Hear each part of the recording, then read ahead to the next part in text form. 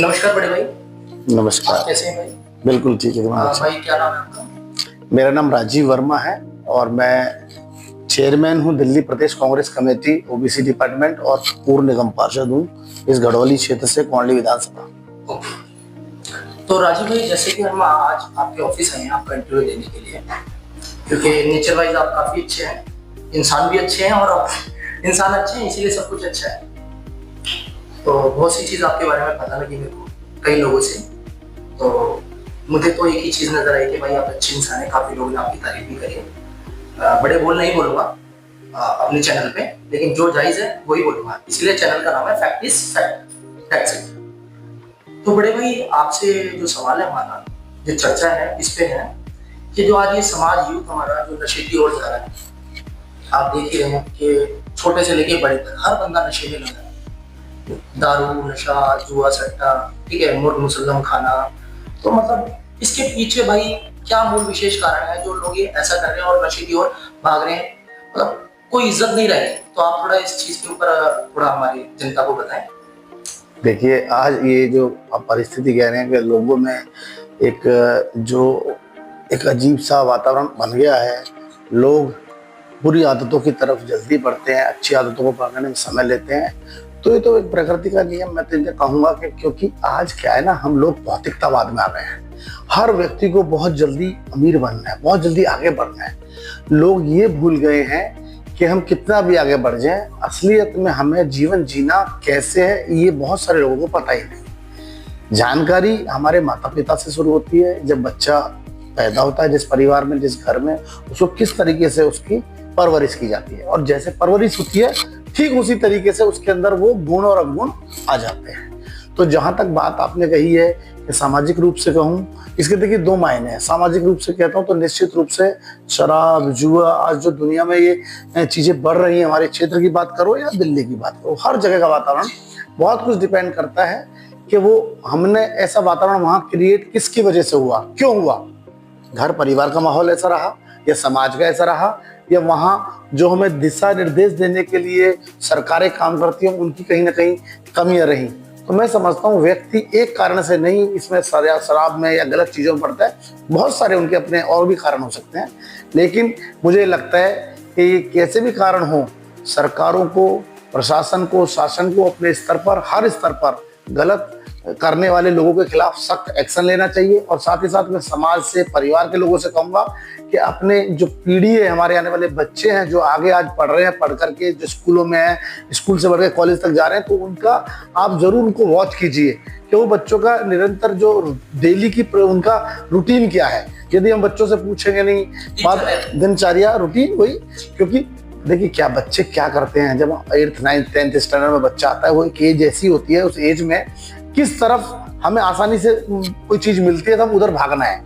तो मैं समझता हूँ बच्चे उस चीज को आराम से पकड़ेंगे। उन्हें पता है पढ़ाई बड़ी कष्ट है, बड़ा मेहनत लगेगी, कौन 3 घंटे पढ़ेगा, चलो आओ यार दोस्तों से गप्पे शप्पे कर लेते। तो जो इजी वे दिखता है बच्चों को, बच्चे उधर डाइवर्ट होते हैं। तो मैं समझता हूँ ये वो समय होता है जब हमें उस बच्चे को आकार देना। आपने देखा होगा अभी जो हमारे गांव में कुम्हार बोलते हैं, जो कच्ची मिट्टी से बर्तन बनाते हैं, वो जब वो आपने देखा जब मिट्टी को बहुत अच्छे से बनाने के बाद, शेप देने के बाद जब वो उसे रखते हैं और बनाने की काम करते हैं, तो वो जो रूप देना चाहते हैं वो बर्तन का रूप दें, गुल्लक का दें, सुराही का दें, वो रूप बन जाता है। तो वो ठीक उसी तरीके से हमें अपने बच्चों को वो संस्कार या वो परिवेश या उस परवरिश को उस तरह से करना चाहिए कि जिससे हम उन बच्चों को गलत आदतों से बचाने का काम करें। और निश्चित रूप से जब ये गलत आदतों से बचेंगे तो जो आज समाज में कुरीतियां बढ़ रही हैं, नशा है या और अभी कई सारी चीजें आपने बताई हैं, उन पर हम बहुत हद तक कंट्रोल कर सकते हैं। तो ये हम सबको मिलकर करना पड़ेगा और सरकार को भी इस पर ध्यान देना पड़ेगा।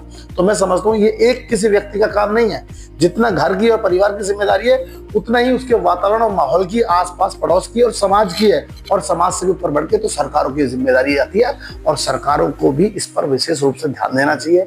कानून में और इतना थोड़ा सख्ती ला दें, इतना सख्त बनाएं कि कोई व्यक्ति ये नशा या गलत काम करने से 100 बार सोचे, बचे कि यार मैं अगर ऐसा करता हूं तो मेरे खिलाफ इस तरह का एक्शन होगा।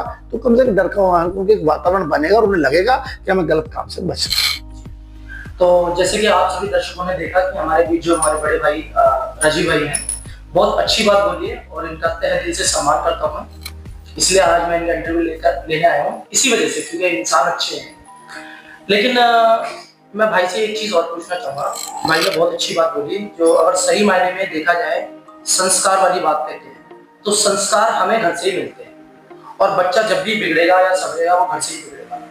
जैसे आपने देखा होगा कि घरों में आजकल क्या है, लड़ाई झगड़े मार काट, कि भाई उसने उसके पैसे दे दिए या भाई उसको मार, उसने उसकी प्रॉपर्टी कब्जा कर ली कि भाई तू भी कब्जा कर। तो मतलब अगले का मतलब आजकल माँ बाप भी ऐसे सिखाते हैं। तो सही मायने में मैं ये नहीं बोलूंगा कि सभी लोग, पांचों उंगलियां एक बराबर नहीं होती, हर कोई नहीं, लेकिन जो गलत चल रहा है ये उनके लिए बात है, जो सही है वो तो सही है, उनके लिए तो कोई बात नहीं है। तो जिस तरीके से जो संस्कार है, संस्कार वाली बात यहीं पे इसलिए आती है। भाई ने भी बहुत अच्छी बात बोली और संस्कार हमें घर से ही मिलते हैं। अगर माँ बाप हमें अच्छे संस्कार दे रहे हैं, अच्छे से पढ़ा रहे हैं लिखा रहे हैं, तो बच्चा सही चलेगा।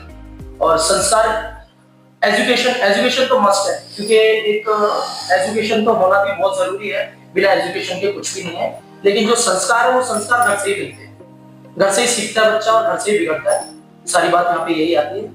और मैं राजीव भाई से यही बोलना चाहूंगा कि भाई आपने इस चीज पर जो बात बोली है बहुत अच्छी बात बोली है, लेकिन भाई से ये जरूर पूछना चाहूंगा कि भाई आपने सरकार वाली बात बोली कि कहीं ना कहीं सरकार का भी रोल सबसे ज्यादा, तो इस चीज के ऊपर तो भाई बहुत लोगों ने मुद्दे उठाए हैं कि भाई सरकार शराब बंद करे, सरकार ये करे, लेकिन ऐसा कहीं कुछ नहीं हुआ। तो इसके ऊपर आप क्या बोलना चाहिए?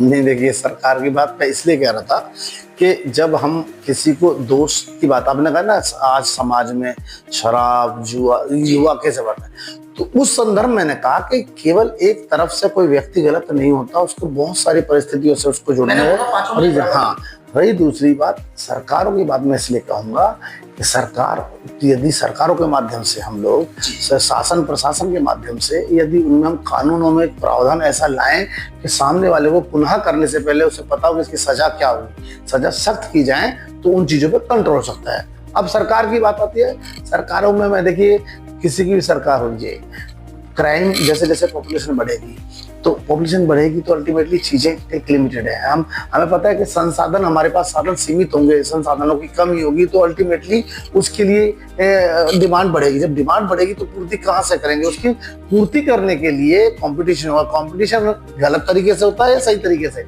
क्योंकि मैं ये कहूंगा कि उसके ऊपर कंट्रोल सरकार को करना है। सरकार ठीक से काम करें। मैं बताऊं आपको, मैं ये नहीं कहूंगा, क्योंकि जिस पार्टी से मैं जुड़ा हूं, कांग्रेस पार्टी का तो इतिहास इस देश को, केवल वो राजनीतिक दल नहीं है कांग्रेस पार्टी एक विचार का नाम कांग्रेस पार्टी है। आज उसकी परिभाषा मैं समझता हूँ वर्तमान समय में ये यूट्यूब और व्हाट्सएप पे, जिस तरह व्हाट्सएप यूनिवर्सिटी बना करके और ये भारतीय जनता पार्टी और आरएसएस ने इस तरीके से कांग्रेस पार्टी के लिए लोगों के मन में घृणा पैदा करने का काम किया, ये वास्तव में सच्चाई नहीं है। सच्चाई कुछ और है। पूछिए अपने माता पिता से, उनके माता पिता से पूछिए, अपने बुजुर्गों से पूछे, बताएंगे कांग्रेस एक आंदोलन का नाम रहा है। वो कांग्रेस वो पार्टी रही है जिसने इस देश को आजादी दिलाई, और आजादी के दीवाने उस समय कांग्रेसी होते थे। और जो आरएसएस और बीजेपी की बात करते हैं, इन लोगों ने कभी इस देश के लिए अपने नाखून तक नहीं कटवाए, लेकिन आज वो कहते हैं कि जैसे देश इन्होंने बनाया है। 2014 से पहले इस देश में कुछ होता ही नहीं था, कांग्रेस रही। मैं दिल्ली का अगर उदाहरण दूं तो दिल्ली के अंदर 1993 से लेकर 1998 5 वर्ष तक भारतीय जनता पार्टी की सरकार थी। 5 वर्ष में 3 मुख्यमंत्री इन्होंने बदले।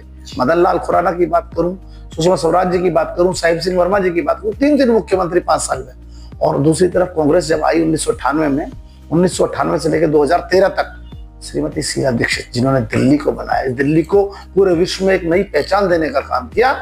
15 साल तक कांग्रेस ने बहुत बेहतरीन तरीके से शीला जी के नेतृत्व में इस दिल्ली को बसाया।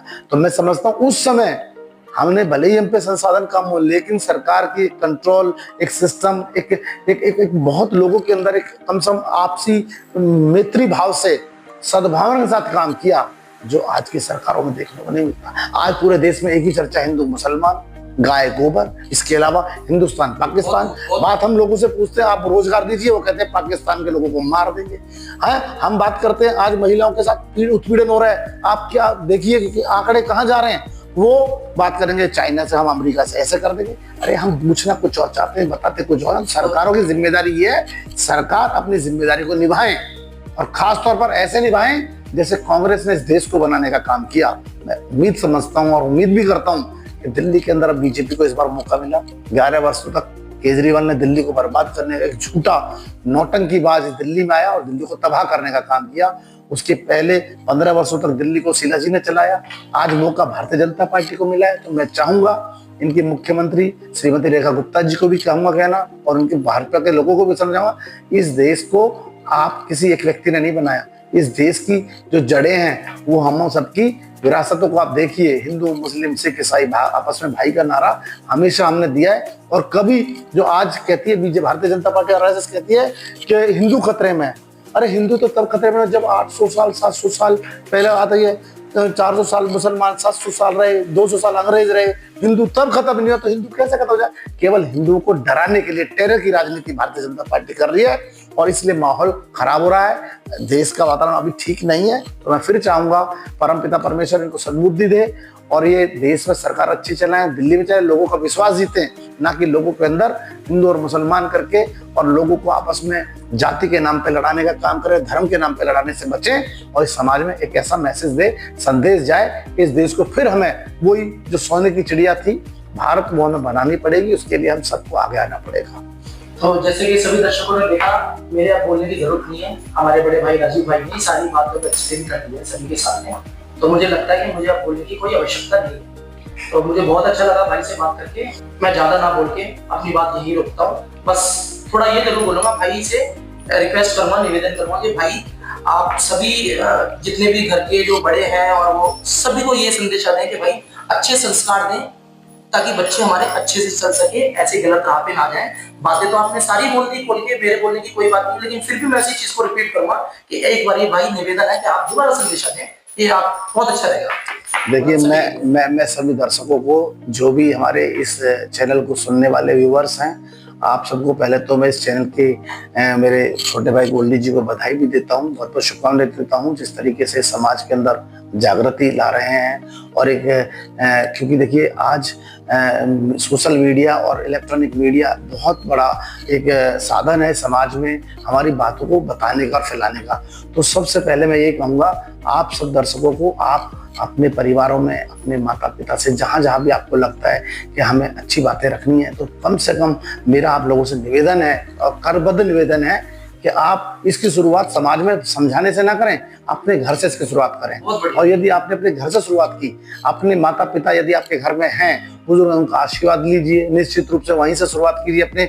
जब आप अपने माता पिता के पैर छुएंगे तो मैं समझता हूँ आपकी जो जनरेशन है, आपके आने वाले बच्चे हैं, वो भी आपको उसी तरीके से, जो आप परिवार में जैसा माहौल बनाएंगे परिवार में वैसा माहौल बनेगा। तो जब घर से इसकी शुरुआत होगी तो निश्चित रूप से आपके परिवार में भी, मोहल्ले में भी, गांव में भी, गलियों में भी, कॉलोनियों में भी उस तरह का वातावरण हम बना सकते हैं। तो मैं चाहूंगा आप अच्छे संस्कार देने का मतलब अच्छा वातावरण दीजिए बच्चों को। और ये जिस टॉपिक को लेकर आज बात हुई है, इस पर बहुत अच्छे से चिंतन करना है कि हम अपने बच्चों को ये निश्चित रूप से निगरानी करनी है कि जब बच्चा 5 साल 8 साल 10 साल का जब बड़ा होता है तो 10 साल 11 साल की वर्ष की अवस्था के बाद हमें उन पर थोड़ा सा ध्यान देने की आवश्यकता है। ऐसा ना हो कि हम अपने खुद की अपनी दुनिया में मस्त हैं और बच्चों को ध्यान है, तो कहीं ना कहीं वो सारी चीजें मिसमैच होती हैं, तभी और कहीं ना कहीं घर का परिवेश खराब होता है। तो मैं समझता हूँ, मैं तो बहुत सौभाग्यशाली हूँ, मुझे मेरी माता जी, मेरी दादी जी का भी आशीर्वाद रोज मिलता है। तो मैं तो बहुत ही सौभाग्यशाली समझता हूँ अपने आप को कि हम लोग गाँव में रहते हैं। आज भी जिस गाँव में मैं रहता हूँ वहाँ का परिवेश, वहाँ का वातावरण बहुत अच्छा है और पॉजिटिव सोचते हैं हमेशा। और जब पूरा दिन आप पॉजिटिव सोचेंगे तो आपके साथ पॉजिटिव ही होगा। इसलिए मैं बहुत बहुत बधाई और शुभकामनाएं देता हूँ। हम सब मिलें और अपने देश को, अपनी दिल्ली को, अपने क्षेत्र को मजबूत बनाएं, विश्वास के साथ बनाएं और इतना सुंदर बनाएं, विचारों से सुंदर बनाएंगे तो निश्चित रूप से भारत सोने की चिड़िया फिर बनेगा। बहुत बहुत धन्यवाद। बहुत बढ़िया। तो जैसे कि सभी दर्शकों से मैं यही बोलना चाहूंगा कि दोबारा से रिपीट करूंगा कि भाई मेरे पे शब्द नहीं है, क्योंकि भाई ने सारी बातें एक्सप्लेन कर दी है सभी को। तो मैं ज्यादा ना बोल के अपनी बात यही रोकता हूँ और भाई को तहे दिल से शुभकामना देता हूँ कि भाई हमारे ऐसे ही लगे रहे अच्छे कार्य पे और मतलब जागरूकता फैलाते रहे। बहुत अच्छी बात बोली भाई ने और हम सहमत है भाई की बात से। भाई नमस्कार। और कभी मौका मिला तो आपसे हम भाई दोबारा आएंगे इंटरव्यू। बहुत नमस्कार। Thank you.